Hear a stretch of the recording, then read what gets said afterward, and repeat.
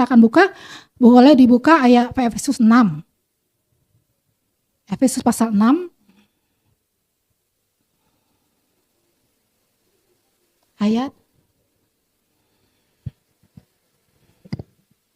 Nah, jadi berdirilah tegap, berikat pinggangkan kebenaran dan berbaju sirahkan keadilan. Kakimu berkasutkan kerelaan untuk memberitakan Injil damai sejahtera. Next. Dalam segala keadaan pergunakanlah perisai iman. Sebab dengan perisai itu kamu dapat memadamkan semua panah api dari sejahat. Dan terimalah ketopong keselamatan dan pedang roh, yaitu firman Allah. Ada beberapa hal. 6. Ya, perlengkapan senjata. Sudahkah kita memilikinya? Ya. Sudahkah kita mempunyai ini? Saya baca sendiri ya. Berdirilah tegap, jangan lesu ya. Berikat pinggangkan kebenaran. Kita harus hidup dalam kebenaran. Kebenaran apa? Firman Tuhan. Dan berbaju sirahkan keadilan.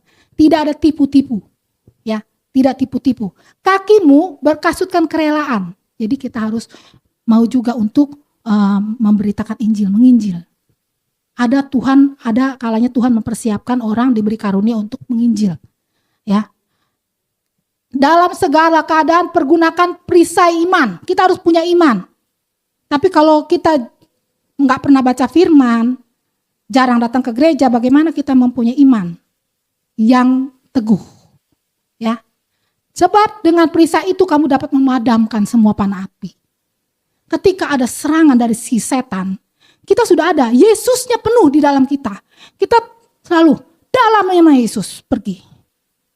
Darah Yesus menguduskan. Itu perisai iman.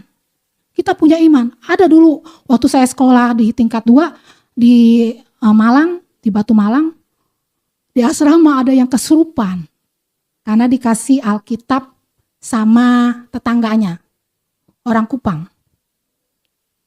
Di mana? Di rok, bakar, gak ada. Di mana? Di ini, bakar, gak. Tetap begitu terus, kesurupan terus. Lalu akhirnya kita tidur nih, udah tengah malam. Teman saya ketakutan.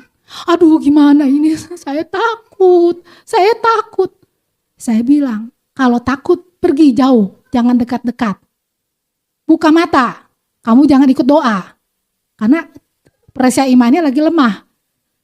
Karena kalau ketika lemah, itu pindah rohnya. Dan saya saat itu lagi tidur nih. Kebayang-bayang karena dia nih. Akhirnya saya hampir dalam mimpi, saya mimpi yang buruk, hampir saya dicekek begini dalam mimpi. Saya tuh Tuhan dalam nama Yesus, dalam nama Yesus 3 kali baru saya bangun. Dalam posisi saya seperti itu. Jadi saya akhirnya gini, saya panggil teman saya, ayo tidur dekat saya kita berdoa.